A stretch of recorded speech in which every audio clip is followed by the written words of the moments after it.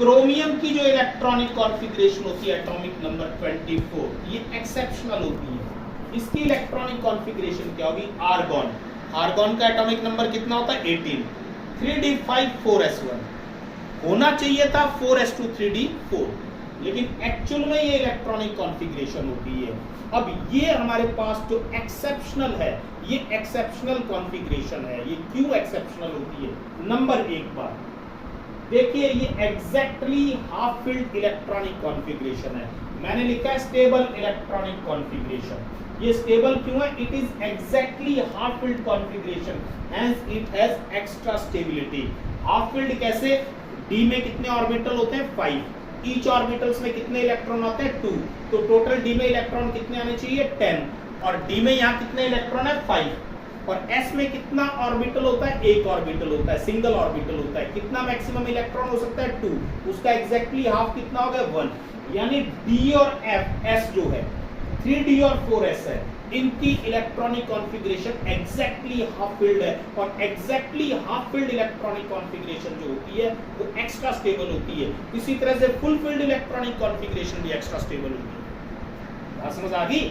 अब देखिए जरा, दूसरा है सिमेट्रिकल कॉन्फ़िगरेशन, जो एग्जैक्टली हाफ फील्ड कॉन्फ़िगरेशन है। सभी ऑर्बिटल्स को एक एक इलेक्ट्रॉन मिल गया, उनके बीच में झगड़ा नहीं होगा। आप देख लीजिएगा, किसी किसान के अगर 5 बेटे हैं, उसके पास अगर 10 किले जमीन है, अगर 4 बेटों को उसने 2.5 किले दे दी, 2.5 एकड़ अगर जमीन दे दी ईच बच्चे को, अपने बेटे को, तो एक बेटा रह गया। वो जो रह गया ना वो जिएगा ना बाकियों को जीने देगा। उस घर के अंदर झगड़ा होता रहेगा।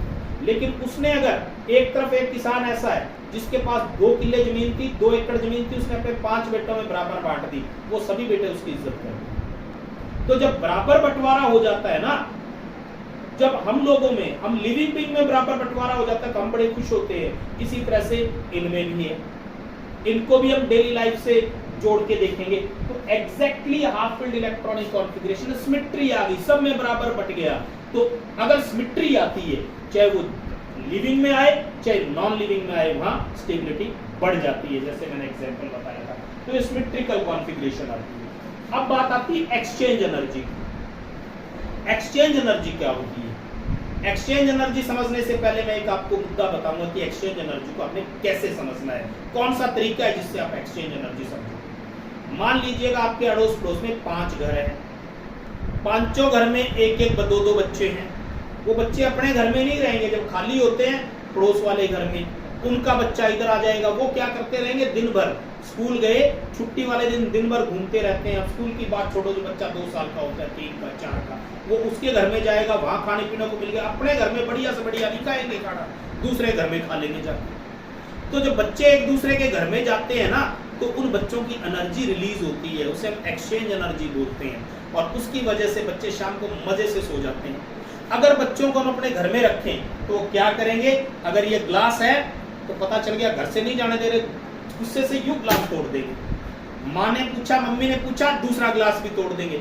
घर में तोड़ फोड़ पूरी तरह से बुरा हाल कर देंगे और आपके घर की जो स्टेबिलिटी है ना उसको खत्म कर देंगे। लेकिन वो एक दूसरे के घर में जाते हैं ना, तो सभी की सभी जितनी 2, 4, 5 जो लेडीज होती है, जो उन बच्चों की माँ है, वो खुश हो जाती है, सुखी हो जाती है, चलो आपस में खेल कूद के आ जाते। वही बात यहाँ है। ये जो फर्स्ट इलेक्ट्रॉन है, ये देखिए जरा, पहला इसके साथ आता है, ये इसके साथ आता है। तो पहले इलेक्ट्रॉन के एक्सचेंज गिनने, फर्स्ट के एक्सचेंज गिनने। फर्स्ट के कितने एक्सचेंज हुए? ये इधर आया, ये इधर। दूसरा, मैं एक बार इसको करके बता देता हूं, आप बेटर समझोगे।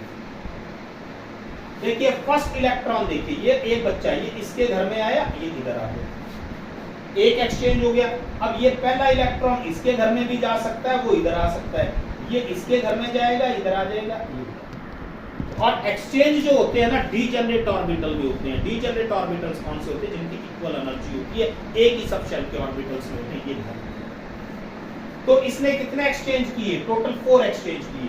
अब दूसरा इलेक्ट्रॉन देखिएगा, सेकंड इलेक्ट्रॉन का ये एक्सचेंज, अंदर वाला तो हम गिन चुके हैं बेटा। वैसे तो ईच इलेक्ट्रॉन 4 घरों में जा सकता है, 5 है तो अपने घर के अलावा 4 घर में, लेकिन ये पीछे वाला घर तो आप गिन चुके हैं। तो ये सेकंड इलेक्ट्रॉन के कितने एक्सचेंज हुए? 1, 2, 3 एक्सचेंज हुए।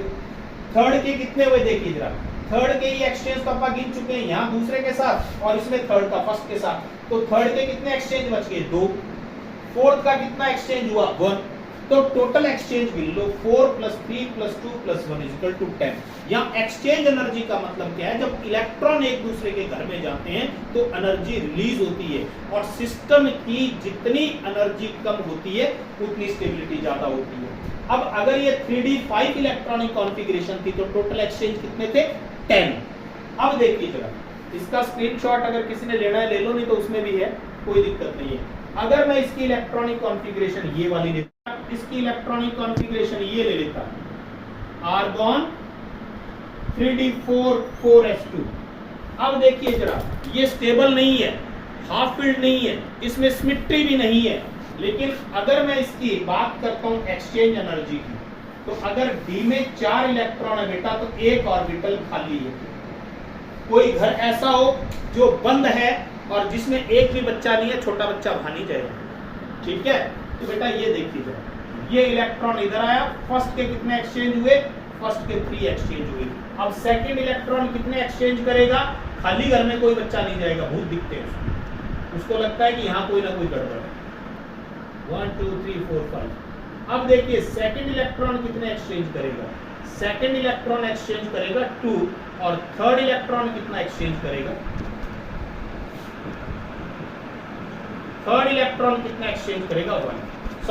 1। तो टोटल एक्सचेंज कितने हुए? 3 + 2 + 1 = 6। जब 3d4 इलेक्ट्रॉनिक कॉन्फ़िगरेशन थी तो सिर्फ 6 एक्सचेंज हुए। ये सिमेट्रिकल भी नहीं है, ये एग्जैक्टली हाफ फील्ड भी नहीं है, और यहाँ एक्सचेंज एनर्जी कम होगी। मैं फिर बता रहा हूँ, एक्सचेंज एनर्जी का मतलब क्या होता है? The amount of energy release when the electron move from one orbital to another orbital in the same subshell और इन ए डीजेनरेट ऑर्बिटल। तो जितने ज्यादा एक्सचेंज होंगे उतनी एनर्जी ज्यादा रिलीज होगी, उतना एटम्स एनर्जी ज्यादा रिलीज करेगा। जितनी एनर्जी ज्यादा रिलीज करेगा उतनी उसकी स्टेबिलिटी ज्यादा होगी। इसलिए argon 3d5 4s1 electronic configuration लिखते हैं, यानी there is a one misplaced electron according to n + l rule in the electronic configuration of chromium. Thank you.